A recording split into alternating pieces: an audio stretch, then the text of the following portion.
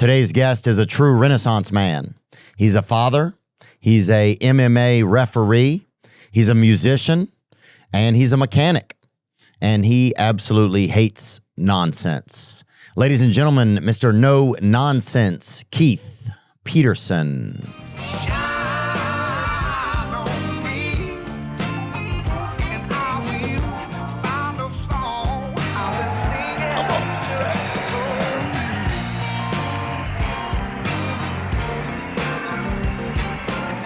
I'm sitting here with the man, No Nonsense, Keith Peterson. Thanks for joining me, man. No problem. I got to ask you straight up, dude. How much nonsense is allowed? In what? In fighting or life or? Like, what are your thoughts on nonsense? Because you got the name No Nonsense, right? Yeah. I don't know. There's a time and place, I guess, right? But I think the no nonsense thing is just, my approach towards things. And, John Anik gave me that nickname and it kind of just stuck. And I think it fits, but, this nonsense.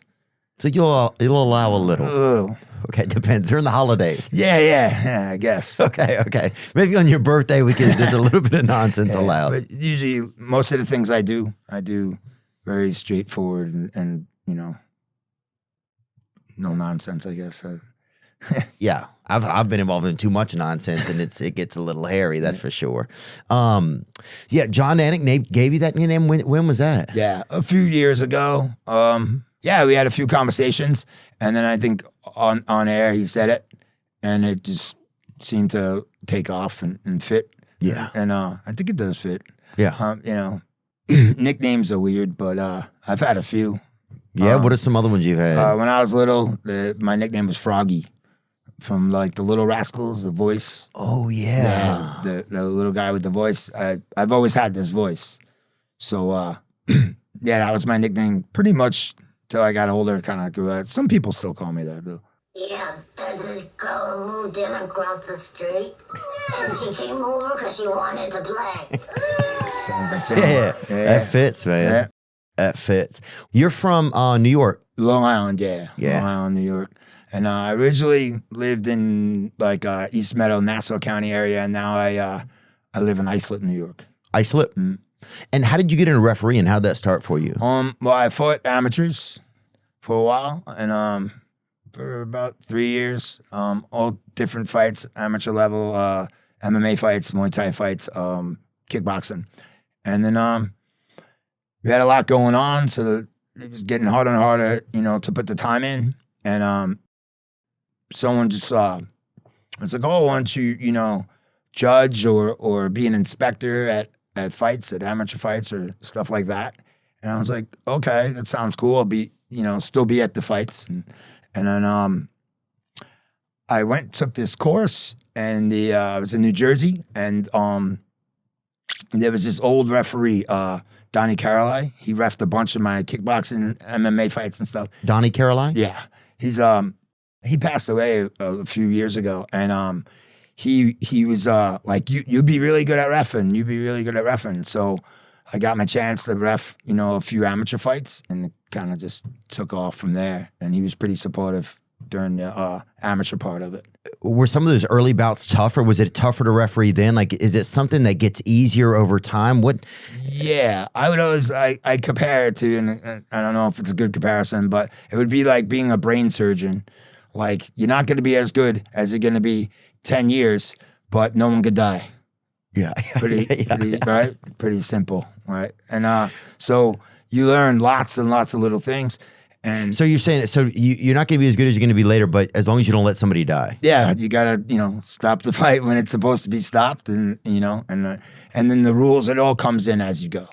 Take me on like an early experience that was kind of like a lot for a referee. Yeah, so for me, my first couple, I remember my first or second time reffing, the fight was really even, it's amateurs, and really even, and then the kid was losing pretty bad. And I was like, wow, this kid's losing pretty bad. This fight should be stopped. And I was like, oh no, that's me. And and I stopped it. And and then kind of from there, you're like, yeah, you're the one in there, because you're up close and like, you have to adapt into a referee. Like, at first, I came out from fighting, so my mentality was like a fighter. Like, as a fighter, I didn't always agree with the referee. Like, it's a good point because as a fighter, you have you're just doing your thing, and especially at the high level, like this is it's their health, their lives, their livelihood, and all the dedication in the world, that it takes. So, they're on a different journey that day than I am, for sure. And are there fighters that will tell you, that will come up to you before about and say like, this is like, do not do this or do this? Yeah, you'll get, do not.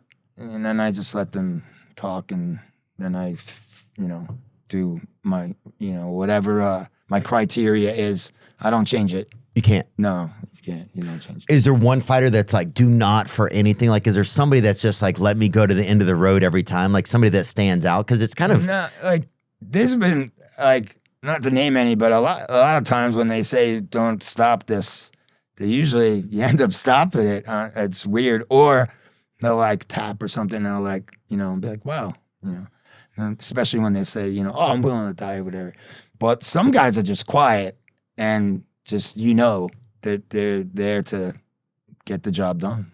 And, and as far as, it's like, as I said, a criteria, let's say you've watched a lot of fights, like, and when I'm reffing, I'll say, like, you have to move. And if they fit that criteria, if they're defending and they can move, it's a fight. My main thing, as I said, this, they're putting their health on the line. My main thing is to have them fairly fight and, health, like them leaving and being able to fight again or whatever they want to do again, right? Be a family person. Like, there's a lot, like, besides me being a parent myself, it's the most important thing I'll ever do. It's very important. And, on the outside, it's just a fight, but a lot can happen, so... You're kind of like a safeguard. Yeah. And, and it's like you're in there, and as I said, emotions from everywhere, right? Fighters, corners, people who are there to watch the fight from, you get a different vibe from the people in the front row, from the people in the back row, right? So it's a very emotional. So really, I try to keep my emotions aside and just have this set thing of what I do each time. And, everyone makes mistakes. That doesn't make them acceptable either. Like, everyone makes, and they do, and I do. But, make a mistake, admit it, and learn from it, and move on. Is there a fight that you've had to like, you were like, yeah, maybe that was a little early, or that was, or I didn't read it correctly, or? I try not to read it totally into the early ones. I don't have many where I'm like, oh, that was late. I'm lucky that I don't really have one where I'm like, wow, that's not what I'm here to do. So that I'm lucky, but to know as you get more experience, like you'll know when even like sometimes someone will be like, I think that was a little early, and you'll know right in your head it wasn't a little early, like because you're there right next to them. So, right. You hear all the sounds. That's a good point, actually. Else. Yeah, you're right there. I mean, you're right there. You're the closest person to it. You can feel a different energy than we can. Yes, and even cameras, I've done. Because I look at my work when I'm done with it, and I've watched 5 different angles, and like usually the only angle, like there's one angle that I'm like, oh, that's what I saw. Yeah, and the other angles are kind of maybe a little bit, and then there's one, like closest to where my eyes are and they are, where you're like, oh, that's what I saw. You ever go back and like with your lady make love to a fight or watch one or something like that, you know what I'm saying? Watch your work type of thing, like a thing, people will like watch their... Oh, like watch it You know, Yeah. just to say, wow, I did great. Yeah. Nah, I don't look at the ones I think I did good. Yeah. Right on. Yeah. What tell me a little bit about your life outside of work. 'Cause I know you're in a band. I remember you telling me Yeah, for about it one years. time. Yeah, I was in 2 bands. It was my first band. We started in 1998, and then my other one. We've been around a pretty long time too. What's that band called? The first one was called GFY, and the second one's Loser Sometimes Win, and they're like New York hardcore bands. Hardcore. Yeah. Nice. And where do you kind of model the? What is GFY for? Go fuck yourself. Oh yeah. Stood for I was younger then. Yeah. Oh, that shit was fun, huh? Dude, where did you guys play? How did you guys get started? We Long Island guys, and we met. You know, it's like a music scene. Yeah, and we met. I was like, oh, we start something, and then we just started it. And were you singing? Were you playing an instrument? I sing. You did. So that voice as part of it, was that one of the reasons you even got into singing, just because your voice was kind of different, or? It just happens to be that my voice kind of fit the hardcore thing, but I liked hardcore way before that. But kind of like started listening to hardcore punk rock music when I was really young. But yeah, I was just into I got into heavy metal and like Black Sabbath and all that. And then when I started hitting my early teens, I wanted to find something that kind of like fit more of where I was and more like workers man, like street music and stuff. So I found hardcore and just fell in love with it from then. And you know, I'm still that's what I listen to. I listen to not everything. Actually, I don't like people who say they listen to everything, but I listen to a lot of types of music. But Let's take a gander at some of it. Let's take an ear gander here at a little bit of it. Play that second one, actually. I like Till I Die.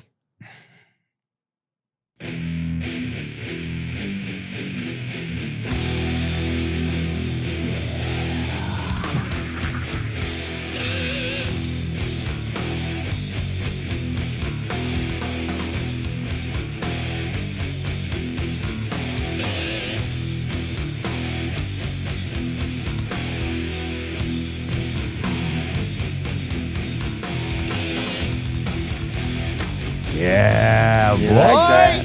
Yeah. Did you come in on this? Yeah, I think right after the intro. Who the hell are you? We came to wreck everything and ruin your life. God sent us. Yeah, that's my. And there's 2 singers in this band.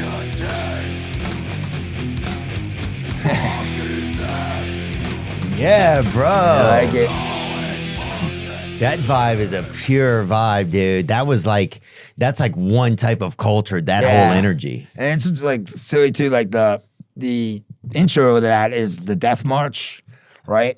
And it was like Halloween, and I pressed this thing, and that's what it was like. Dun, dun, dun, dun, dun, dun, dun. So I went to my guys. I'm like, yo, play the Death March. Yeah. And there you go. What are the ladies like that would come to those shows? Like, what was That's that how I like? met my wife. Really? Yeah. Oh, so pretty good. Yeah. Yeah, that's it. So from right before the band started or whatever, I met her, and then Where did you meet her at? Like, take me through that. at the band Hatebreed at a Hatebreed show. Hatebreed? Yeah, Bring them up. they're famous. And are they out of New York? No, Connecticut. They're famous now. They play huge shows. Yeah, I think I've heard their name before. Yeah. And so were you guys just like, were you at the concession stand, or were you just like kind of like just I in don't know the if there is a mosh concession pit? stand, but Yeah. It's just tongue piercings and vodka at it. Yeah, where'd you meet her at? At the show, and just whatever, the dancing, what do you call it, the mosh pit, whatever. Yeah. And we just met, and that was that. Yeah. Dude, those pits are fun, kind of, if you can coordinate the pits. Do you ever do that when you're on stage where you're like, all right, everybody to this side and this side, and then you make a merge? Like, I was at a Suicide Boys show not long ago. Yeah, well, and there was probably a lot more people at that show than my shows. Yeah. But they'll do this thing where it's like this kind of controlled thing. But mosh pits used to be pretty sick. Like the Wall of Death. Yeah. Yeah. When there's a big crowd, those are cool looking. Yeah, shit's dope, dude. Yeah. Yeah, Hardcore band that does that really good with us is Sick of It All. They do a good Wall of Death. Sick of It All? Yeah. Yeah, I'm not familiar with them. I think I'm not familiar with as much of that genre of music. Yeah. When I was growing up, like we had like a brother's friend, like my brother's friends, they had a band that was like that. Yeah. And so like being the younger brother, we go you know, just try to get involved and stuff. But there was always this kind of like, I think in our area, it was kind of fringe a little bit just because we didn't have as many people that listened to that type of music. Yeah. In New York, it's, you know, even though they had its ups and downs, but like at one point you had like CBGB's was like the home, you know, and stuff like that. And you had lots of clubs. And so it's, you know. Would you go there when you were growing up? Yeah, CBGB? yeah, that's really? where I went mostly, and then I ended up playing there in both bands a few times. Yeah. Bring it up, CBGB. CBGB was a legendary New York City music club in the Bowery district, founded by Hilly Kristal. In 1973, they became a crucial incubator for the American punk and new wave rock movements, though it was initially intended for country, bluegrass, and blues music, which the CBGB, I didn't even realize that, name stands for country, bluegrass, blues. The unglamorous, gritty venue hosted influential bands like the Ramones, Blondie, Talking Heads, and Patti Smith Group before closing in 2006. Wow. Yeah. So do you remember who you go see there? Oh, yeah. It was like New York bands like Sick of It All, Gnostic Front. Pretty much like once you kind of get into that, then it's all friends bands. They get to play. They play there. You go. Like we played there a few times. It was like Sundays. You know, you'd go to. That's where you go. Take the train and go to a show. And then there's at the time, it was like a bunch of clubs and you know great clubs there. And you know, being young, you could just go. You know, at one point you can go 3 or 4 shows a week. Yeah. You know? So that became like main focus for a pretty long time.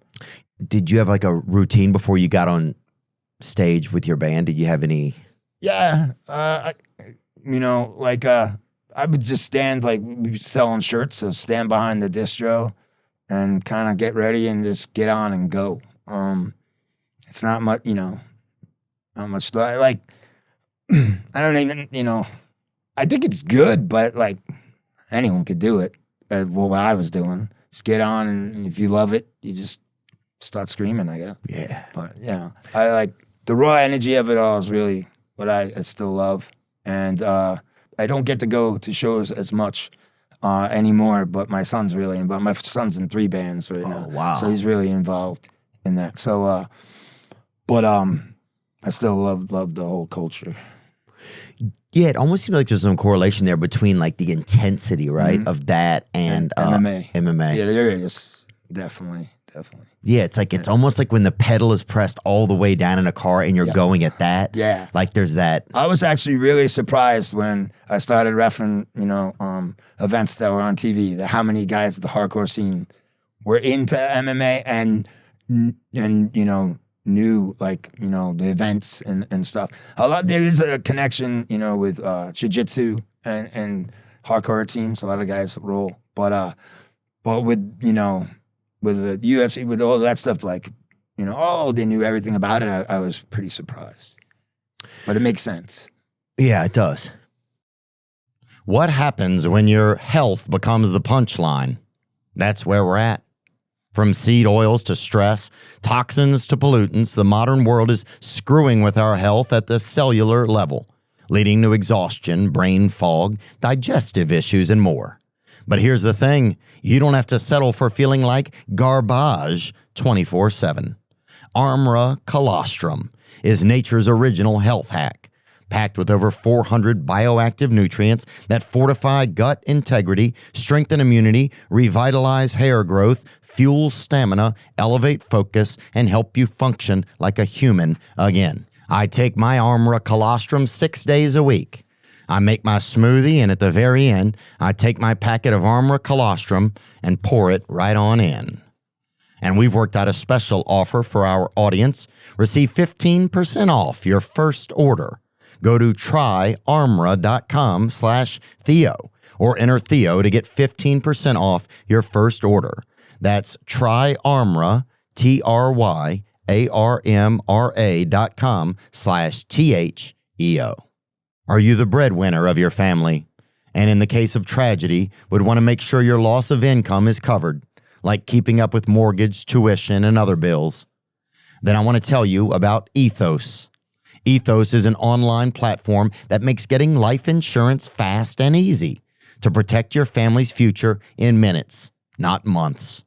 There's no complicated process, and it's 100% online. I've applied for life insurance before, and it's a hassle. They want you to mail them in some blood or drive over here and fill this and do that. They want you to send them your own footprints or whatever. It can take forever. It's confusing. Not with Ethos. With Ethos, it's simple. No medical exam required, just a few health questions. You get a quote in as little as 10 minutes, and you can get same-day coverage without ever leaving your house. Ethos is a trustworthy company that disrupts the traditional life insurance industry. Protect your family with life insurance from Ethos. Get your free quote at ethos.com/THEO. That's ETHOS.com/Theo. Application times may vary. Rates may vary. Where'd you take your wife on y'all's first date? Do you remember? I think we went to the diner. Yeah. Something like that. Yeah, cheese fries or something. That's what I'm talking about. I'm thinking about sometimes fancy dates. I'm about to cheese fry a woman and see what happens. I need a wife, with the brown brother. gravy.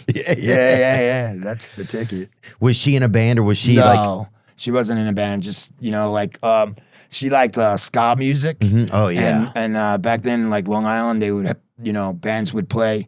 Hardcore bands and ska bands would play on the same bill, and then she just ended up being a big fan of hardcore music too. What differentiates ska? Ska's got the definition, but it's got saxophones and stuff in the horn section usually. I never really thought about that. I've always wondered. Ska music is a lively genre originated in Jamaica in the 1950s, blending elements of Caribbean, calypso, American jazz, and rhythm and blues. A walking bass line with strong accents on the offbeat played by guitar piano known as the skank, fast tempos and energetic melodies. Let me see. In Jamaica, ska was popular among working class rude boys. Rude boy! While in the UK, skinheads adopted the genre during the two-tone era as a form of working class solidarity. It's pretty cool. How long have you guys been married now? Is it your 23 years. What's been the key to a long marriage, do you feel like? How's that been? How's that road been? Oh, awesome. That part, amazing. Marriage, kids, I love, that's, my number one thing. And it's been good.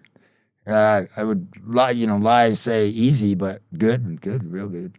You think you chose a good partner? No, definitely. Yeah. What makes her pretty great, do you feel like? I don't know. I guess the smart answer would be everything, but yeah. She's Italian? She's Argentinian and Italian. Yeah. Ooh, yeah, boy. Keep you on your toes. It seems like. Yeah. She definitely is. And that's as far as like us parenting together and stuff like that, it's just perfect. Like very good. Works out really good. Certain things I'm good at help her. Certain things she's good at helps me. Mostly what she's good at helps me. She keeps it definitely going. She's the one that keeps it going, yeah. By a lot. Yeah. For sure, man. What was it like when you guys decided to have kids? Was that like a scary choice, or was it something you guys were just both excited about? Was it scary for you kind of to become a dad? Like, what was your relationship with your dad like? I'm good. Both of my parents, good. I don't think I was nervous. I do know, like, when our first son was born, I kind of looked, and it was like real deal now, right? You're like holding him, yeah. Like, all right, like this guy depends on me for everything, like everything, So you're like, all right, I got to get it together. I got to make sure, and I had it together, but I got to make sure that I do this right, And obviously, just like we said before, you make mistakes with things, but like my goal is to, raise. I have 3 kids, and raise them to be good people without having to try, if that makes any sense. You know how like guys like us be like, oh, we're trying to do the right thing? I want my kids to just be able to do the right thing without having to try, which is probably impossible, but if you shoot for that goal, It's just good. It's a good thing. Yeah. So Yeah, I don't have any experience parenting, but I think it's something that I start to look forward to more and more. And I do think it's something that like kind of gets you into a new phase of life, right? Like, oh yeah, definitely. Right? I feel like I've been in this same phase of life sometimes for a while, kind of like, but I don't have another phase yet. It's like I don't have a wife or family yet, Sometimes people will be like, dude, you got to grow up. And I'm like, to what? Do what? Like what? What do you want me to just go sit in a like rocking chair or something? Like, what do you want me to do? Yeah, You know what I'm saying? definitely Like, not. I want to enjoy my life. Even with my kids, it's been different. Like my 23-year-old is like really into the hardcore scene because when he was born, I was still very into that. Still played shows. Still, went to shows. My friends would come over. That's all we would play in the backyard for barbecues. So like he's really into that. And then, my daughter, it's wrestling. Oh, she loves it. Yeah. And because by the time, she was getting older, she's 19, and she was getting older, that's what my older guy was doing. We were into the wrestling thing. So, and then that, my 14-year-old just wrestling and skateboarding. He's into skateboarding. So, he's pretty good. But oh, there's your children right there? Yeah, that's them. Yeah. Let's go, Yeah. Keith. So, that's awesome. That's my son with the Rancid shirt on, and that's his girlfriend. That's my youngest one, and my daughter's at the end. Dude, congratulations, bro. That's so cool, man. It's cool. That's so cool. Yeah. Yeah, there's something just special about that, about seeing a man and his family, You look like you've lost weight since then, huh? Yeah, I've lost a good amount of weight. Have you? Are you taking the peptides? No, I just stopped eating horribly, and I'm running every day, and just like I wasn't eating well. I don't think so. What were you eating? Everything. So everything. So Did you have one snack like at night? What was that snack that got you at night, homie? like 3 gallons of ice cream or something. Like I was eating a lot. Really? Like I guess it was gradual, so people didn't realize. But I'm not the biggest guy in the world, and I weigh like 186 pounds. It's a lot, and so I slowly, even though since I've been losing the weight, people, oh, he's sick or he lost too much weight or whatever. But you can never make people happy. You're fat, Impossible. you're skinny, you're short, which I can't make myself taller, so I don't understand that comment. Yeah, get Well, taller, yeah, you yeah. fat or whatever. You're like, what the fuck? Yeah. It's like, What do you mean? They didn't even hear. I'm closer to the fight. yeah, you have a big head. All right. I didn't choose to have a big head, so. Yeah, let me get this nail file. Yeah. So, like things, but I feel good. I love that I've lost the weight. I'm trying to put some muscle on. Did you have a health scare or anything like that? No, I wanted to be healthy. A few things were going, and not so much with me, but around me. And I was like, I want to make sure I'm healthier and can. Like, what do you mean? Like, a few things were going, like a few people passed away. And oh, you stuff, saw yeah, people having yeah. the effects of not being healthy. Yeah, and just even some of them healthy, but just I guess not lucky. So I'm like, got to give yourself the best chance, right? Yeah, sometimes you got to meet God halfway, you know. Yeah, and it's never going to be perfect, but like I saw this barbecue place. I don't know where I am. I'm eating some fried alligator later for sure. Yeah, for sure. Hell yeah, yeah. They got some good stuff around here, Yeah. man. The food scene's been getting better here in Nashville as the city's been growing too.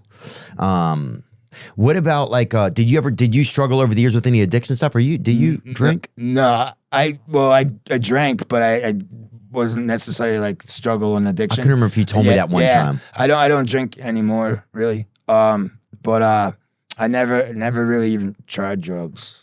It was never kind of like I wrestled all the way through school. Oh, that'll keep you clean. And so I wasn't the greatest ever, but I was really into it, and kind of kept me whatever. I was wild enough without drugs. Yeah, you're a drug. Yeah. Something already in there. You know what I mean? So, Yeah. You already got half a gram or something I'm stuck in good. the back. Yeah, was never attracted Wow. to it. That's wild because I think people would look at you and probably think something like that. Yeah, probably, I would guess. And people, I mean me too. Yeah. I thought it. In the music scene that I'm in, a lot of guys just, probably you would think, oh, that guy's on drugs, but they're just on whatever. It's who they are, right? So, but I guess that, even these days, the tattoos and stuff, you would think, oh, that guy's, but No. And are you fully tattooed? What do you? Yeah, I have sleeves, sleeves, and my back's almost done and stuff like that. And, Wow. Whatever. For some reason, I got my hands in my neck like real fast. I was young though, like 22. Oh, okay. So these have been there for a while. Yeah. I don't dislike them or anything. Yeah.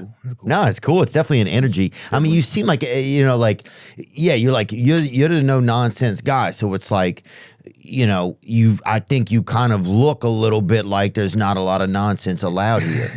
Yeah, I guess so it's kind of wild that you almost grew into that. Yeah. You know what I'm saying? You kind of lived your life and then met that name right at it's kind of, that's it's like, I kind of mind my own business. I always have, I'm always, and it's just like, I treat people the way that I want to be treated, which most of the time is left alone, right? I'm nice to kids, old people, and animals. And just keep moving on. Yeah, what else can you ask out of a citizen? That's it, right? I think that's fair, dude. Yeah. I think that's fair. Yeah, I'd love to see you working at a petting zoo or something like that, dude, being like the operator or something. I could have seen you working at like whenever like the carnival would come to town when I was a kid. Yeah. I would definitely probably be a good carny, right? Yeah, dude. But only on the ride, it was the Gravitron where they had the dude in the middle that did the music. Ride. Yes, I love that ride. So I have something's wrong, something's right. They would spin that thing and you would fucking Gravitron story. It was actually, I know the date. It was April 19th, 1985. This place local near me, it's called Adventureland, and they had Gravitron, and the Van Halen album 5150 just came out, and they played that song, Why Can't This Be Love, like 100 times. Me and my brother went on it like 80 times in a row, and we just kept going. And then like I would find, it was my 9th birthday, I think. And it was for my birthday. That's why I remember the date. And like you'd go and then have the rules, right, of every single thing. And like every single one, I'd break one of them. My brother would be like, stop. Like kick off my shoe and it'd come back at you. Yeah. I remember that. That's crazy. The Gravitron was like my favorite. Fuck yeah, dude. Yeah. And that was like because that's, dude, at that time period, like, when we would go, I was like 11, 12 or something like that, and you get in there, and the dude who ran it would be like this kind of like rock. He'd kind of look like a guy that shouldn't be running it. Yeah. Yes. Yeah. Like, dude, somebody who dropped this guy in here. Somebody hired him. Yeah, and it almost looked like this thing came from like outer space, and you get in. Like they built it around him. Yes, and the ramp would close up, and it would be this dude who kind of looked like Slash from Guns N' Roses, and you'd slide up against that wall, and you couldn't even like. You could barely even move, but every now and then you could like get your arm out and like just put it on your friend. The more you went on it, the more your body got like used to it. You'd go upside down and it's and stuff like that. Oh damn! I didn't know people got used to it. Sideways. Oh shit! Look at this. Yeah. Like standing there. Yeah.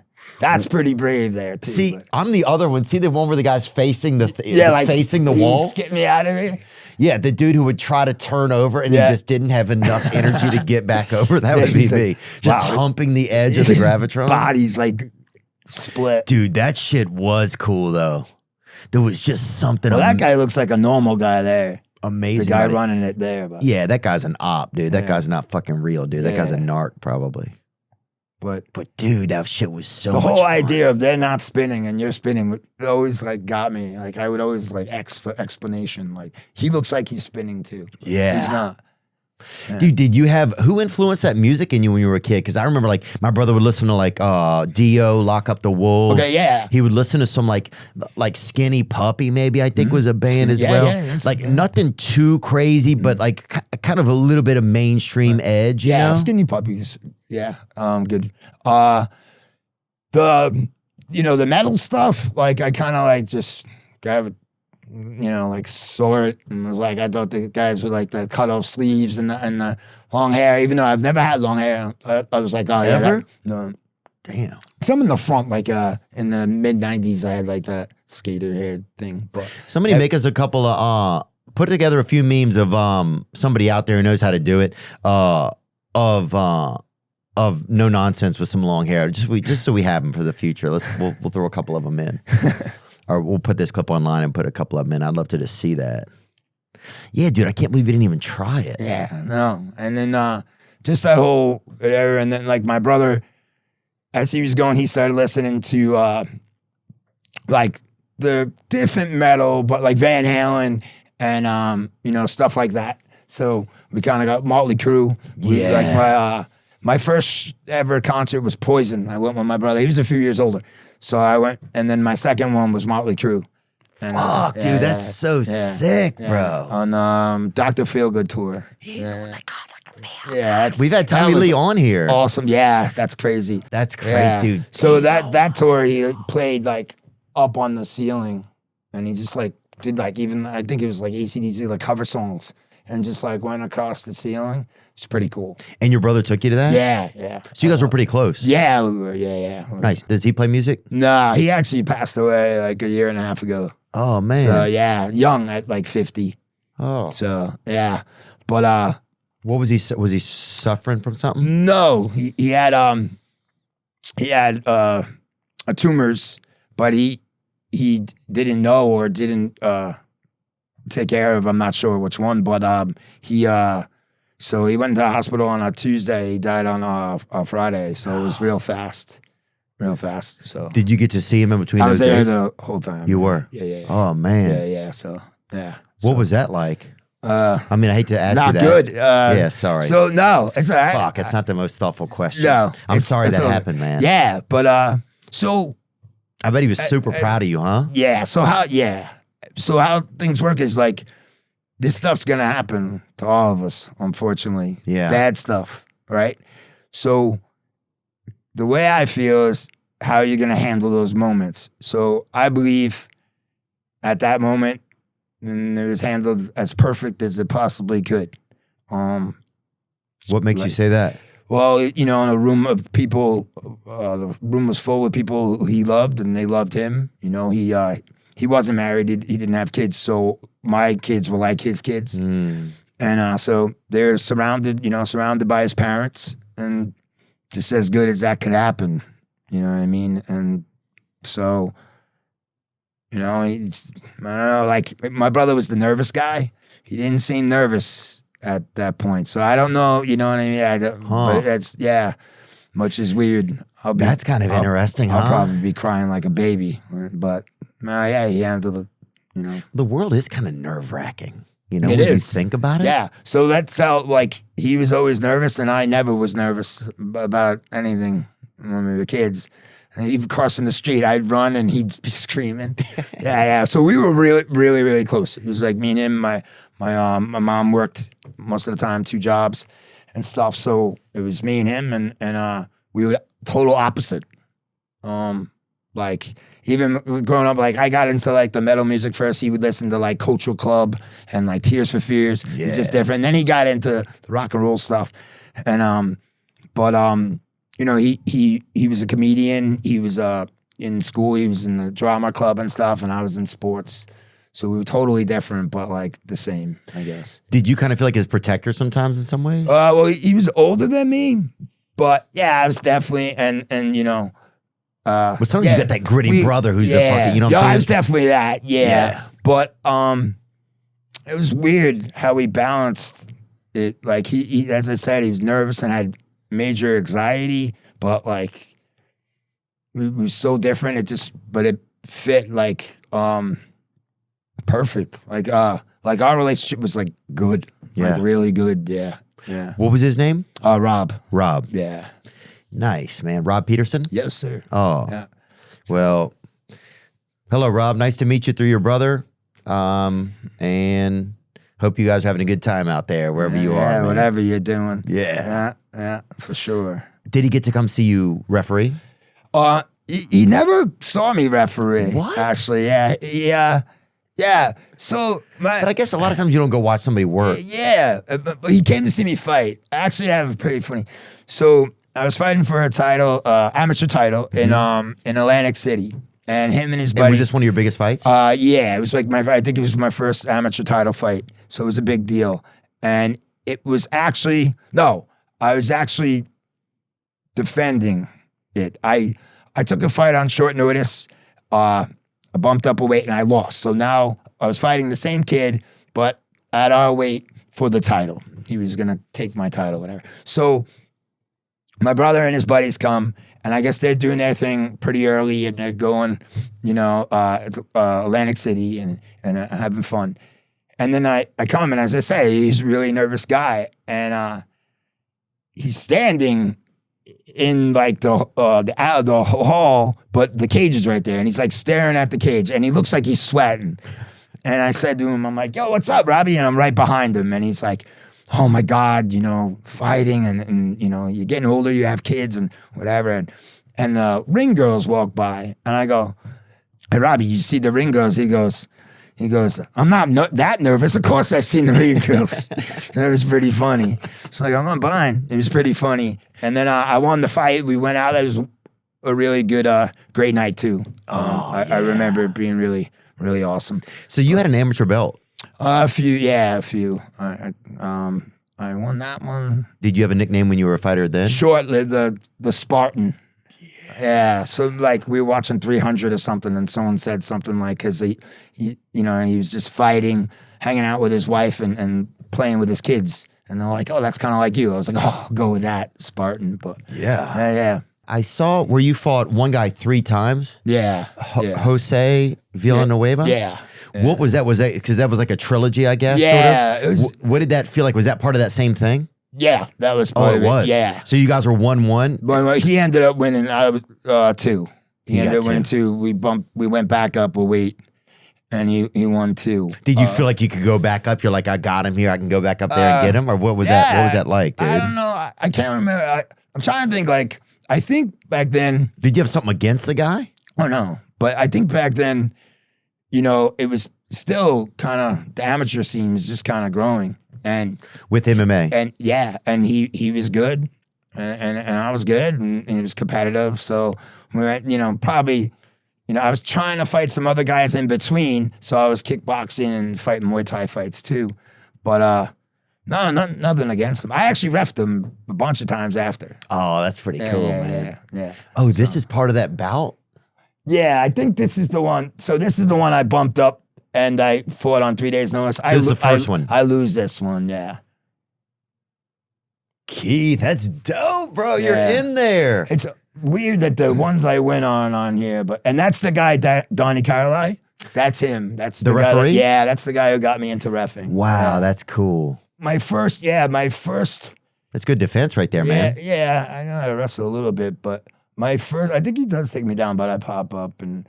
Basically, what happens is... Oh, look at that, bro. Go back. Let's see a little bit of that freaking... Yeah. You were loving that shit, huh? What happens is I miss a back fist, but I think if I hit it, he'd probably still be asleep, but I miss it and kind of get slammed on my head and move on from there. That's good. He submits me. That's cool, man. Yeah. Those fights were good. They were fun, and he was a good guy. And as I said, I reffed him after... And even in his pro career, so that's pretty cool. Yeah. Well, it's cool that you reffed him after, and that the referee's the guy that got you. Yeah, I mean, there's a lot of connections. It's so amazing, man, about life if you're able to stay, kind of as you're saying, healthy enough, right? Yeah. If you're able to take care of yourself mentally enough to stay, you don't have to stay in the center lane. You can veer off a little bit, but if you're able to stay. So many of the pieces of our past kind of really connect and make the future make sense. For sure, definitely. I've had in the last couple of years, I've had so many moments like that. It's crazy. Yeah, yeah. So anyone that stands out? Well, so my first couple of years in high school, I didn't do so well, and I ended up doing pretty well. Like, what do you mean didn't do so well? Like in school? In school, yeah. So did you not like it? Yeah, I guess. In like 9th grade, I didn't really do very good. People were you like fighting with other kids? No, not so much. Back then kids fought more often than they do now, for sure. But I just didn't, I guess that whole punk rock feel, like not listening to authority, whatever. Yeah, something like that. But so I didn't do so well, and I went to East Meadow High School, didn't do so well there, and then, I ended up going a few different high schools. We moved a bunch of times. And so it didn't end well. And then did you graduate? No, I graduated high school. I went to college for a year, and then I'm a diesel mechanic for the town I live in. I've been there 28 years. So are you still a diesel mechanic? Yeah. Are you in the union? Yeah. Oh wow, what union are you in? Now we're USP. We changed a lot, but when I first started there, we were Teamsters. Yeah, that was pretty cool. I thought the idea of being a Teamster was cool, but yeah, we had Sean O'Brien in. He worked with the Teamsters. He was Teamsters president. I'm not sure if he still is. Yeah. But so we've learned a little bit about unions over the years. I didn't know anything about him until we had him in. You know. Yeah, that's the whole union job's awesome. I'm able to do what I do and stuff that I want to do and branch out. Wow. So you've been a diesel mechanic this whole time. Yeah. How'd you get into that? I decided college wasn't for me. My dad's like, well, working is, get a good job. So got a job like back then when you left college, you were off your parents' benefits right after that. It wasn't like now where it's to 26. So I needed a job. I was roofing and I think I broke a rib or something. And I, my dad was like, you need a job with insurance. And if you get hurt, you get paid. And so I found this town job and I started a highway for a little while, like 9 months. And then I got into the mechanic shop and that was that. You started working on the highway? Yeah. So like, mowing the lawns and stuff on the highway. And oh, wow. You ever find anything cool out there? No. Damn. Garbage that you have to pick up. That's it. I always want to find a body out there. So like a dead body. Well, Long Island has a bunch of them on the highways, but yeah. Or semi-living. I'll find. What I'm saying. I hope they're alive, but yeah, I could totally be fine with not finding a dead body. Yeah, definitely. I'm good. Like tomato, a body part or something, maybe. Yeah. Foot. Just a thumbs up. Yeah, thumbs up. That'd be kind of cool. Yeah. It's almost like you're finding an emoji. Yeah, just like that. That'd be cool. Sean O'Brien is still the general president of the International Brotherhood of Teamsters as of October 2025. Cool. Did you have a mentor that taught you how to be a diesel mechanic, or how did that work? Kind of like on the job learning. I did have, there were older guys there that were really good, and kind of like if I can't fix it, I could break it even more. Just keep going, and then from there, And did you teach your kids any of those kind of skills, or? Yeah, a little bit. Like the normal skills, like Like I actually, there's kids that don't know how to change a flat tire these days. I've had a few of that. My kids know how to change flat tires, and my daughter knows how to change flat tire. Yeah. Stuff like that. And my younger guy is the one that seems to be the one that's going to be working with his hands. My older guy's a chef, but so he works with his hands just differently. But I hope his hands aren't dirty when he's working. But yeah, my younger guy seems to be, maybe do some mechanic program moving forward. You're eating French fries at the beach, and you want to take a quick dip in the ocean. So you ask a seagull to watch your lunch. That's not security. That's catering for the seagull. There's a reason you wouldn't trust a seagull with your fries, just like there's a reason you wouldn't trust your insurance company with your case. You deserve someone who's actually on your side. That's why there's Morgan & Morgan, America's largest injury law firm. For over 35 years, Morgan & Morgan has been fighting for the people, just like you and me. If you're injured by someone else's negligence, you deserve to be paid. And here's the truth. Not all law firms are the same. If you're ever injured, you can check out Morgan & Morgan. Their fee is free unless they win. For more information, go to forthepeople.com/Theo. That's FOR, thepeople.com/THEO. This is a paid advertisement. Getting your sweat on might seem like hard work, but with Symmetry Sauna, it's a work of art. Premium custom saunas for your home or business, plus a series of sleek, pre-built saunas. I just got myself a Symmetry sauna, and I'm sweating out bad decisions. Like the time I tried to just fill my own chipped tooth in. Why sauna? Well, it relieves sore joints and muscles, improves skin, boosts heart health, and melts stress like hot butter. And I'm finally sleeping like a baby, which is rare since I'm usually up at 3 a.m. wondering if penguins have knees. Pro athletes, fitness buffs, big folks getting small folks getting big. Everybody's hot boxing. And Symmetry saunas can help. Designed in the USA, made with aspen wood from ancient Estonian forests. Ooh. Yup, fancy trees. Symmetry Sauna, the perfect balance of form and function. Learn more about how to get your own premium home sauna from Symmetry Sauna at symmetrysauna.com/THEO. So take us on the journey of how you get into working with the UFC. So I started reffing, and so each one, is commissions, and I started reffing first in New Jersey. And then Pennsylvania got sanctioned, and it's a really big state. So I got a lot of work there. And I was putting in a lot of time there. And I think a few months into being sanctioned, they had a show, UFC 101 in Philadelphia. And you went to the fight? And I worked it. I reffed that one. That's my first one, was 101. And Bring that up. Bring that card up. I reffed the first 2 fights. Wow. What was that like that first day? I mean, did you have your own like kind of green room? Was it a little bit different? What was that like? Just normal. But you had to be so excited. Yeah, but how did you get I was it? actually so excited I didn't even know how to get in. So I've never gone to a venue without a ticket, right? So I didn't, and I didn't ask them. I didn't ask what I needed, and I got there and realized, how do I get in? So now I know. You have to have your credential, obviously. Right. So, and I ended up getting it. But now I know how that works. But you just try to come in through the ticket way? I just got there and I was in the parking lot and was like, how am I getting in? I don't have a ticket. Yeah. So, So that was, 2009. So who were the other referees? Do you remember on the card? Any of the same guys as now? There's some, I think some were still now. Maybe Mark Goddard? Yeah. Yes. Actually, I believe that was Mark Goddard's first time reffing in the States, I believe, or UFC in the States or something like that. So yes, he was on that card. BJ Penn, wow, that's amazing, dude. That's Forrest Griffin. Yep, it was. Wow. Yeah, Anderson Silva versus Forrest Griffin. So it was a while now, I guess, right? Yeah.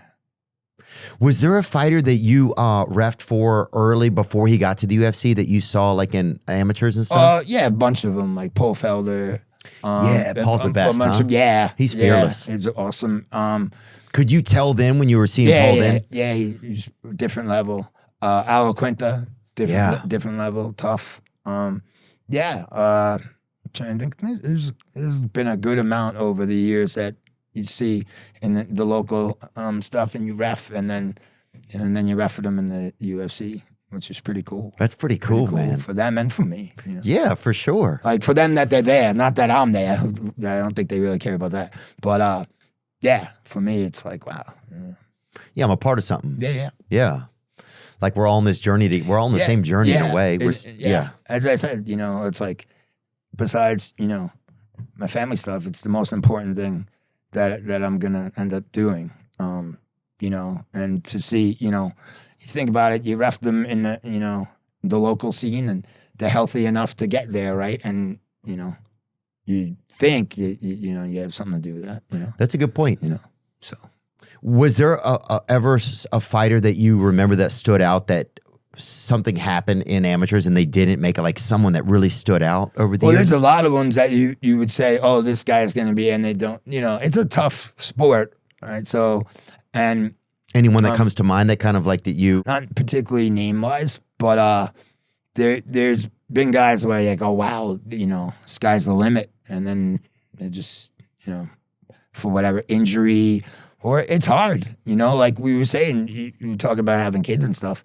I think, once you start having kids and stuff, the guys that have these families and they train like that, how much dedication that takes and sacrifice, like a lot. And women, who do the same. Like the men and women who do that, it takes a lot to do. So, at that level.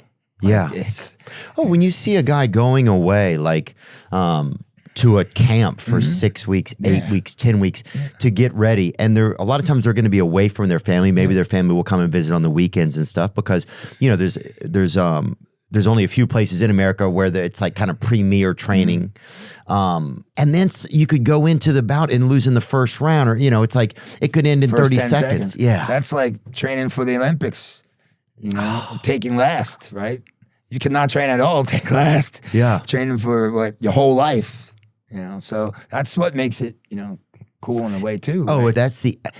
that's why, like, when I go to the fights and, you know, I like to go early, because I'm like, this is their life, right? Yeah, I noticed that. You're getting to witness a piece of somebody's life. Like they mean this. Yeah. 90, if they're at that level, they mean this so much. Yeah. That to even be in the presence of something like that, I think gives me energy. It's like I'm showing up to watch an eclipse almost, something so rare, That's you know? cool. Yeah. Are there fighters when they come in the ring, like, you know, Alex Pereira has that energy when you're in there, when he comes in, like when I'm in there as a fan and there is a unique energy, like that pentameter of the. I would say, there's definitely fighters with energy that you feel the energy. Are there some, like, what are some that you would even name? Like, are there some that. Dustin Poirier. Poirier, people are excited. The people energy, his own energy. Yeah. You just can feel it. That's interesting. And like, Clay Guida, win or lose, the energy is just so good. Yeah, dude, you see him, you just get excited. Yeah. Just the energy, and it's coming off of him. You can feel it, and that he wants to be there. You know, like wow. You know. But there's a lot of fighters that you just get that energy from, and then when you get it from both at the same time, that's where it's firing off, right? Yeah. Is it tougher to referee some of the bigger fighters? Is it because of their body shape? Like when they're like, is there a weight class that's a little bit tougher or different that you have to adjust how you do or where you place yourself? I don't know about tougher or different. Like the smaller guys are faster, the bigger guys are stronger, right? And it's physics, I guess. So you just, you know, make sure you're fast enough for the faster guys and you're in the right position for the bigger guys. I don't like have a preference. I can ref whatever. You know, you want to be in the right position, and you know they'll listen to your commands, and you know because people do ask like, oh, how would you stop them? And same way you'd stop, you know, a smaller guy, or you know. So and they always all honor the referee for the most part. For the most part, yeah. You know, because that's part of the code of. Yeah, you give respect, you get respect, right? So you know. Yeah, the level of respect that's in that ring is pretty amazing too, I feel like. So yeah, I think people would be surprised definitely how like, you know, respectful fighters are to me. You know, I can't really speak for anyone, but to me. And you know, obviously you're not gonna always agree, but for the most part, for the very, very most part, they're very respectful. Have you ever been at a fight where someone passed away in the ring, or there was something that tragic that happened? No. Wow, that's amazing, man. Yeah, that's a blessing. It's a lot of fights. Yeah. Because you've refereed thousands of fights. Yeah, probably. Yeah, wow. Definitely a lot of them. Yeah. Is there anything different about refereeing a male fight to a female fight? No. You know, I've been lucky to get some of the best female fights ever, and there's really no difference. You know, it's, you know, pretty amazing the level that they've grown so quickly. For sure. And female sports in general, if we, you know, talk about, you know, women's wrestling. Like last year I went to the NAIA Women's Nationals, and when your daughter was in it? Yeah. Oh, she was? Yeah. She'd won the regional last year. Let's go. And the level of competition was insane. Really? And, you know, she fell short at her first year last year, so we'll see how this year goes. But the level, and these, you know, they're not girls. They're like 26-year-old women in college. Oh, that's a good point. There's some real tough women out there. So it was amazing. It was although I wish she had won a few matches. Me and her sitting there watching that level together was, you know, 2 days. It was in Kansas, and I was kind of at the end. I'm kind of happy she didn't do that well because we were able to go out to lunch and dinner and hang out a little bit. So, but oh, that's nice. This year's a new year, and we'll see how she does. So. And she really loves it, huh? Yeah.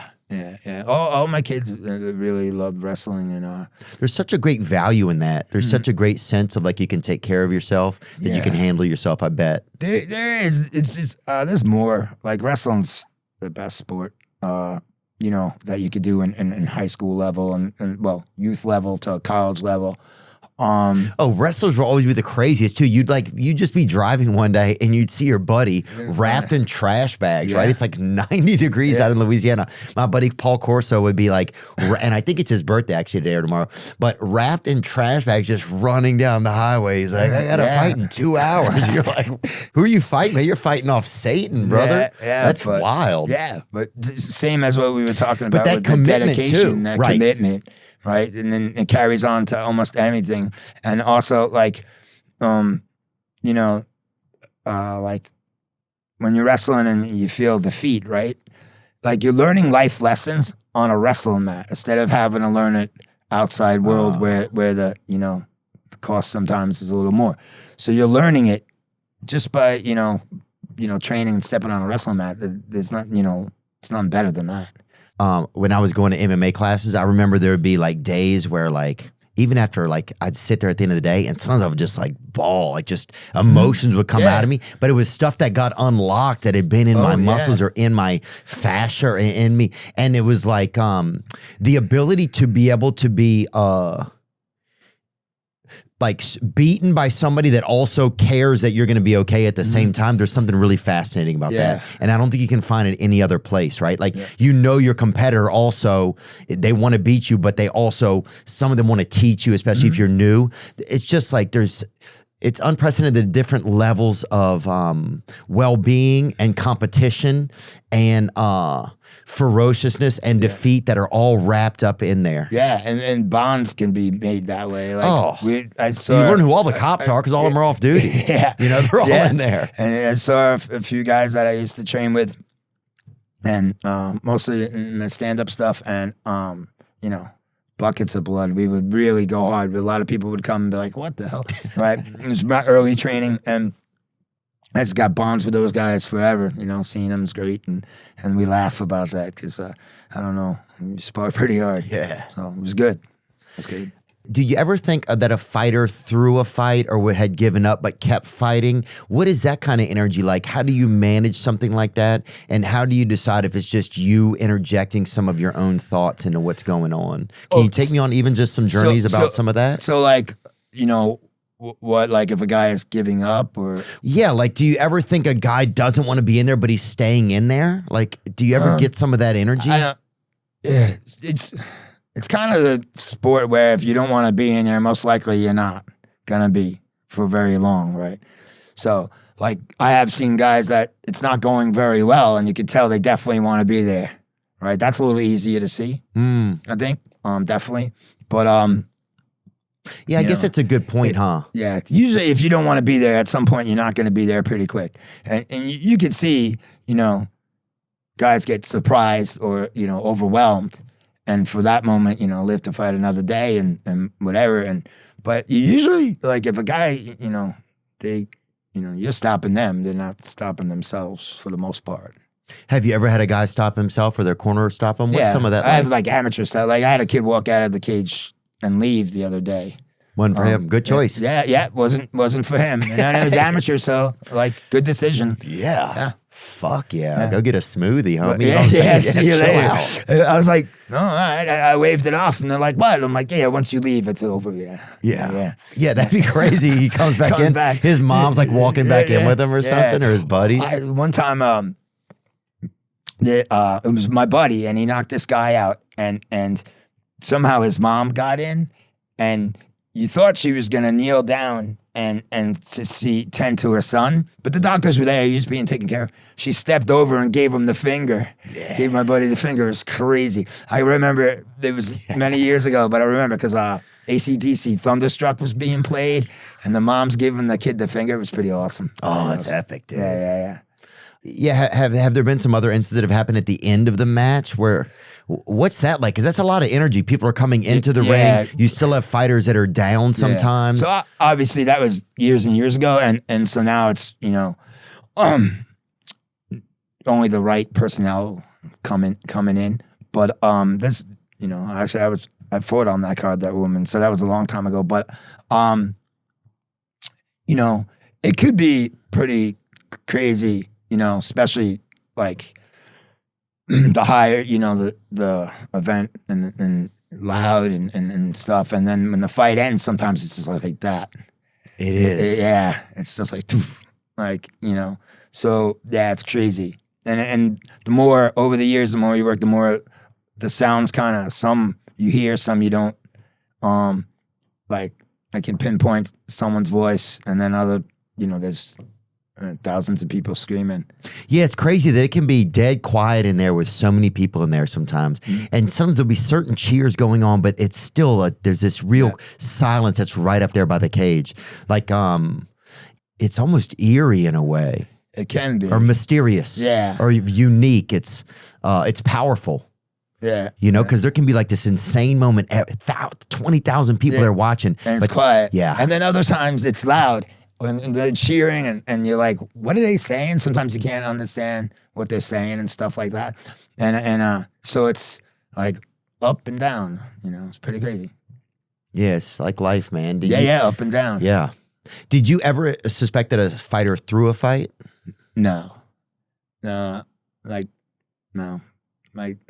some guys aren't, obviously I ref all different levels. So some guys are coming in, they get punched and they're done. But that's just, right. They're not throwing it. They just don't have the talent to, but I've never suspected anything like that. What was it like when Conor would come in the ring? Did you do any of his fights? I didn't do any of his fights, but it was crazy. I've been, I've worked cards where he was on, and like, Madison Square Garden, when he fought the first Madison Square Garden, it was crazy. Yeah. And then even after, you went outside and there was, Irish people cheering everywhere. Yeah. Oh, yeah. They show up. Yeah. They really do. So could you even tell us who you thought the best fighter is that you've seen? I don't know if I stopped looking at fights like a fan a pretty long time ago. Yeah, I kind of don't see him that way. I wouldn't even be able to pick a favorite fighter or say who's the best fighter or anything like that. But, obviously there's fights where you're like, wow, that was really exciting or something like that. And, yeah. But yeah, I kind of just very look at it at the referee standpoint these days mostly. Is there a fighter that you feel like plays by the rules the most? Oh, there's a bunch of polite guys who are just polite, but for the most part, everyone really plays by the rules. That's a good point. But yeah, kind of there's I think a lot of the fouls that are accidental.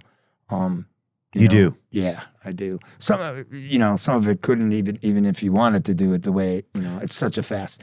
That's thing. a good point. It'd be hard to strategize something like I'm gonna. But then you have some guys that are real grindy, and when they're in the cage, they're gonna do what they have to do, and it is a fight, and you got to try to control that. Did you get to ref any of Khabib's fights? Nope. So him and Conor, but mostly everyone else. But yeah. Is there a reason why you think? No, there's no. I don't believe there's a reason why. How do you guys determine what fights you'll referee? Do you draw out of a hat? No, the commission just gives you. You'll go and you'll get your assignments. So I never really asked exactly what they use. So you and Herb Dean aren't back there like this, then? No. Okay. No. So you come and they give you a sheet and you already have your assignments there. Oh. And is it almost like opening up like a Christmas wish list? Like in some ways, are there some you're excited about? Like, are there some actually you're happy you don't have to so you can sit and watch it? Or do you even think of it like that? That's like a fan thinking of it. Yeah. I do sometimes, and this sounds maybe crazy, but like if I'm like, oh, wow, that fight would be hard, I kind of hope I get it to see if I could do it. And what would determine if a fight would be kind of hard? Like what even in your head makes you think of that? Or what makes some fights harder than others? Yeah, well, some matchups and things are like, oh, this guy's really has one knockout power and this guy's really great on the ground, but is not very good at taking him down. So then you're right. So you don't know what you're gonna get, right? And I think that's what would make it harder or not complicated, but interesting. So let's get rid of the word harder, but interesting. For sure. Yeah. I think it's so interesting how so many fighters have different reasons why they fight. Like some is to test themselves. Some don't even know. Some is to get rid of anger, to challenge, some just love the violence. You know, I just think it's pretty fascinating to see how many why guys do it. Yeah, different.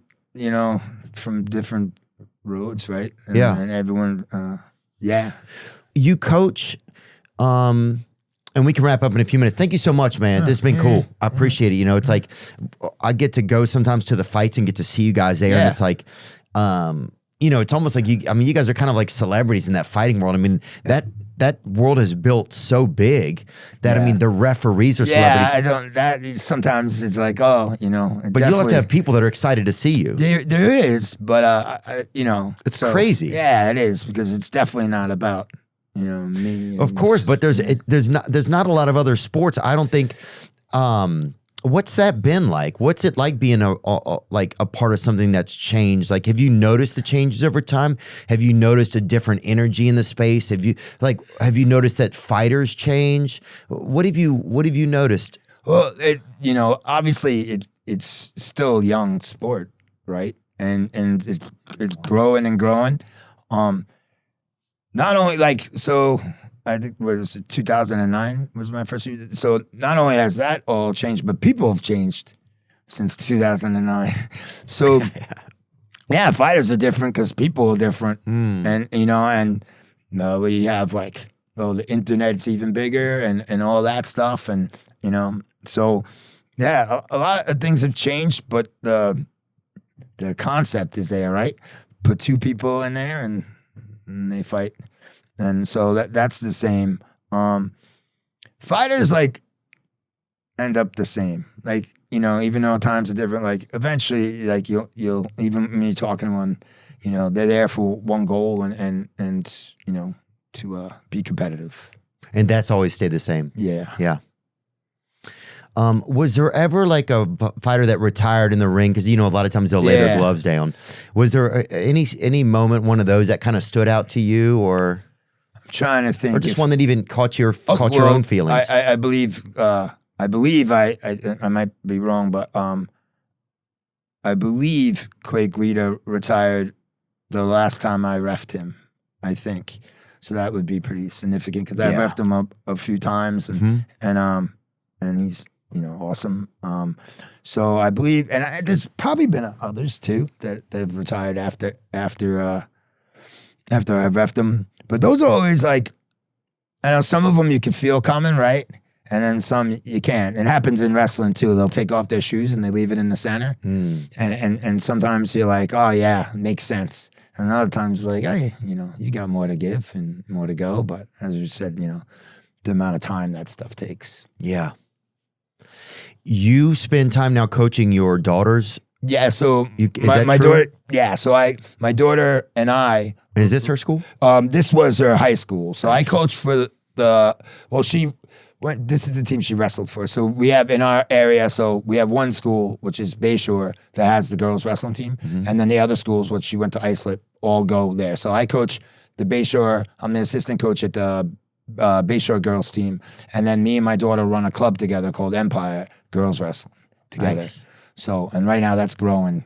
The whole sport's growing. It's amazing. It's great that girls get the opportunity to be in what I believe is the best sport, and it's awesome. Yeah, it's awesome. And then coaching with my daughter right now is she's very good. She actually coached at which is a big thing for us at the national team, New York national team at Fargo. This year, it was her first year coaching there. Wow. And she did really well. And she's going to be an awesome coach. She's dynamite, huh? Yeah. What's her name? Mora. Mora, yeah. Oh, it's a pretty name, man. Yeah. Wow. That's cool, man. Oh, there you go. Look at that. Yeah. So this was and really cool. How much nonsense does Mora allow? Not much either. Yeah, there's not much going on. Not much nonsense.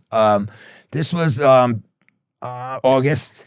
The end of August, it was the New York State Fair, and they invited us, and we brought a girls team and a boys team, and the boys and the girls stay in like the 4-H dorms, Mm-hmm. so they get to stay fair for free. The kids get to walk around and do all that. It was really cool. And then they wrestled us for the people that are watching? So it's all such those great people are just entertainment. walking by the state fair watching the dual meets. Dude, that's Really great cool. entertainment. Yeah. Why not put something like that in a place where people are already at and looking for entertainment? Yeah, it was pretty cool. Because so often, sometimes you'll put it in a gym or something, and Yeah. people don't even know, especially a lot of times in high school or even outside, in college, people, you just don't know. But if you're at a fair, you're looking for entertainment. Yeah, and there it is. It was really cool. It was our first year doing it. My wife planned it, and we got invited, and it was really cool. We'll do it again for sure. It was really cool. Wow, Mora. Mora. Mora. Mora. M-O-R-A. Beautiful young lady. That's awesome, dude. Congratulations. Thanks. I didn't do anything, but Well, you showed up, yeah, that's for sure. Yeah. I mean, that's a lot of it. Yeah. And you kept going. Yeah. We're talking about it today. It's like, life there's a lot of little off ramps that you can get on. Yeah. And you got, as we were just talking earlier about things that you don't think ever gonna happens, and you just gotta keep going forward, and then eye on the prize, I guess. Yeah. So I'm lucky. I got all these good things going. Yeah. It seems like you stay really busy. What is your daily routine like, kind of? So I start work at the town at 7:30 to 4. At the diesel mechanic? Yeah, and then That's unbelievable. and then our practices. Well, right now our practice is just Empire practices. They're from 7 to 9 o'clock. On Mondays, Wednesdays, and Thursdays, and Sundays, and then now we're starting the high school season, so we have open mats for that too. So Wow. keep me busy. Yeah, that keeps you busy. You like staying busy, huh? Yeah, very. I like to stay busy. I like to, keep moving. Yeah. Yeah, that's me. I don't sit around much. I've never been much of a sit around type of guy. Yeah. So, but I Well, too much nonsense can happen. yeah, but you can still have fun. Yes, true. But you can have I'm a pretty serious guy, but I'm like things I'm good at. I'm good at making fun of myself. I'm good at laughing. I know, I came to see your show. That was funny. Yeah. And I was thanks, surprised. man. My cousins were there. They're huge fans. They had a of good your- time? Yeah. They when they told me they were going to be, I was like, oh, I'm going. And so they're huge fans, and it was good. It was good. Thanks, It man. was funny. Yeah. I'll accept that. Yeah. I appreciate that. Hey, you're a referee. You would know, man. Yeah. Well, I don't know about if I know comedy, but I'll take it, though. yeah, it's good I'll enough. take Fair it. enough. Fair enough. I've laughed a few times. Hey, so that's that makes fair. me, yeah. That's all we can ask. From a guy who doesn't accept nonsense, that's the most we can ask. Is there any other are referees allowed to, is there like an alcohol rule with referees? Like I know with pilots, can you look it up for me? How soon before a flight can a pilot have alcohol? Is there a rule with referees that you can or can't drink before a fight? Well, you can't drink before a fight, so I Or would is think, is there a I would time think it rule? would be like 24 hours or something like that. I never, But it's never like they're not breathalyzing No. refs or anything like No. that. Yeah. No. But it would be hard to do. So what? Referee a fight if somebody been drinking. It would probably be it would be impossible. Like to do the actual thing yeah. would be impossible. But then you spend, so you're in there, you're with doctors, commissions, and whatever. And I wouldn't think they'd let you. Yeah, somebody I know would they catch on. Yeah, someone would catch on. Let me see what this says. Many airlines have stricter internal policies, with some requiring pilots to abstain for at least 12 hours before flying to allow sufficient time for metabolization. Dude, 12? I don't think 12 hours is long enough, to be honest. Agree, bro. 12 hours seems, That's not that much, bro. But, you want to hear something crazy? So I have a CDL, so it has to be zeros. If when they do the drug test, they do a blow. You're allowed to blow a percentage. In summary, pilots must avoid alcohol for at least 8 hours before a flight, maintain BAC below 0.04. Yeah. That's drunk in some states, I think. Damn. And not fly while hungover or impaired. Wow. Yeah. So no, yeah. So I guess being Oh my God, bro. They should have to blow it in the front of the plane and show the number of the rest of the plane, that's pretty crazy. We don't do breathalyzer or anything, but it's you wouldn't It's never been an issue. No, I you know. Yeah, you've never heard of anybody having an issue. No, having an a issue. real one. No. Yeah. You know. What's it like when you get there from when you leave? Take me through a UFC fight as a referee. So you get there. How early? Like how early do you get there? It's usually it could be 2 hours, hour and a half. I think usually like. And who's there when you get there? Like is commission. Megan O'Leary in there yet or no? I guess I don't know.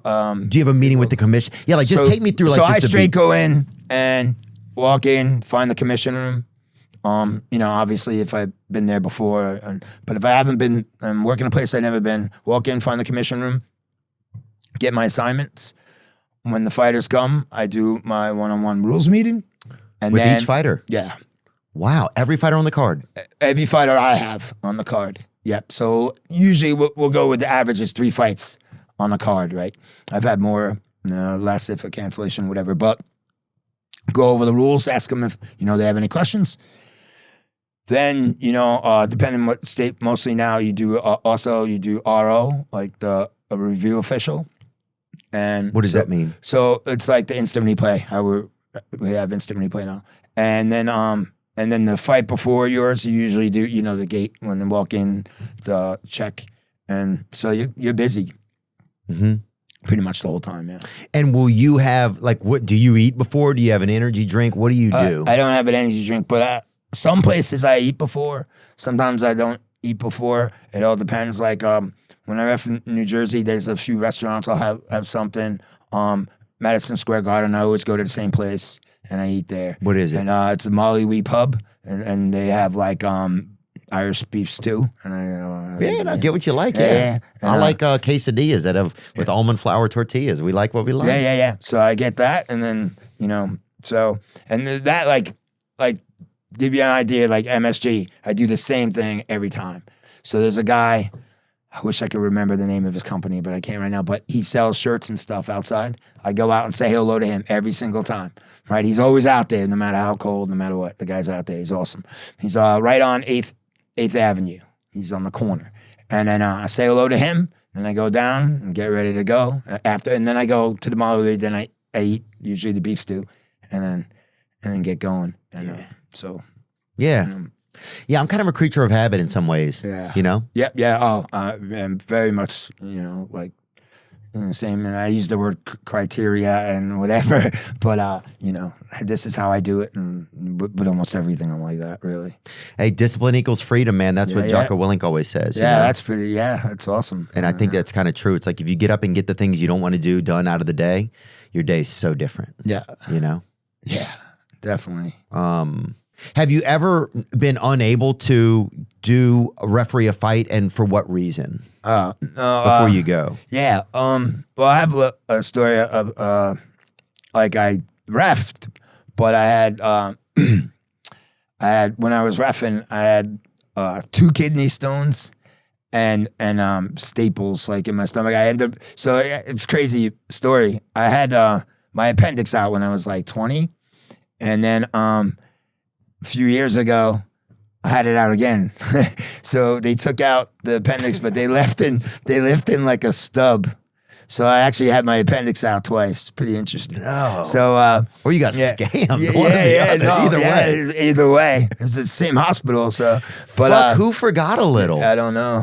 And it was bad, so they had to like. Dude, that's nonsense. Yeah, that's real nonsense. and the fact that when I asked, I'm like, hey, does this happen? They're like, it does. I'm like, oh. So I also at the same time had kidney stones. Oh. So I did the recovery, and so everything was kind of just miserable. And I had a big show, an event coming up, and it was an important one for me. A fight? But, yeah. A fight. And then it was just at a little meeting to me. It was a local, and I had the main event. It was just so I decided in my head I was going to do it. So I ended up getting the doctor that I was going to see every 2 days for the recovery to say you can do it. And she was like, you can do it. I said, great. So, but the staples were getting really tight, so I took the few of them out from the top, And then By yourself? yeah, and then it was easy though. They were coming out already. Yeah. And then and then Yeah, it's like Build-A-Bear. yeah, yeah, you just put it together, boom, boom, boom, boom, you know. And then so then, but the kidney stone started kicking in really bad. It was just a weird time. And so the night before, I'm like really panic button. I'm about to say I can't do it, but hung in there. So next day I get there, and then the pain's kind of starting to go away a little bit. So I get to the event. I get the fights in the main event like I was hoping. And awesome place that I've always wanted to work. And so the bathroom is like attached, like the fans and us were using the same bathroom. So I walk by and they're like, "Oh, Keith, you're the man." Da, da, da, da. So I walk into the bathroom and now I'm feeling pain, like real bad. So From the kidney stones. yeah. So boom, I pass it. It goes ta-ting. yeah, it hits the thing. All good for that. Like, well, the pain was still there, but it felt so much better. Yeah. And I was walking out, and You'll shoot your eye out. and the kid's like, "Oh, you're a legend." And all I can think of is, you should have saw what just happened in there, dude. Like, and crazy. And then the event went great. And then I passed the other one because I had two on the way to Seattle the next week in the plane. Oh, yeah, you got to save one for when you travel. Yeah, just miserable, but yeah, it's kind of a funny story. And then the appendix altoid is pretty funny because even it was actually almost ended up being bad because I was telling people what was wrong with me because I was infection. They thought it was already done. They thought that was already done, so they kept skipping over that. And yeah, so it was a week or so, and I was pretty infection by then, you know, caught in. But it was fine, and everything worked out great. But dude, that's wild. That just to know, if people want to know if some of these referees are tough or not, this guy's passing kidney stones between fights in the bathroom. That's pretty unprecedented. Yeah. Keith Peterson, man, thank you so much. One, for always making me feel welcome when I'm at the fights. It's such an honor to get to see you guys, man. Will you agree with this, that it's one of the people that make that are part of that company that put that event on, it's pretty spectacular. Yes. Yeah. It is. Like some of the T-Mobile. Yeah, just all so special. About it. Yeah. And you see the same people over and over again, and it really does feel like a family over there. Yeah, it is. Does it feel like that to you? Yeah. You know, as we figured out, I kind of keep to myself. But there's some people I see every time that I really great people, and I speak to them and briefly, and it's a really, tight knit. Thank you so much for all your efforts, man. Thanks for continuing to just support wrestling. And I think that it's just, you being out there just inspires other young people to get into it, and just having like so much history yourself in it. And thank you for letting us talk about your family and stuff today, man. And cheers to many more years of being on the journey, man. Yeah, for sure. Thank you. Amen. You bet. Thank you. Now I'm just floating on the breeze, and I feel I'm falling like these leaves. I must be cornerstone. Oh, but when I reach that ground, I'll share this peace of mind I found. I can feel it in my bones.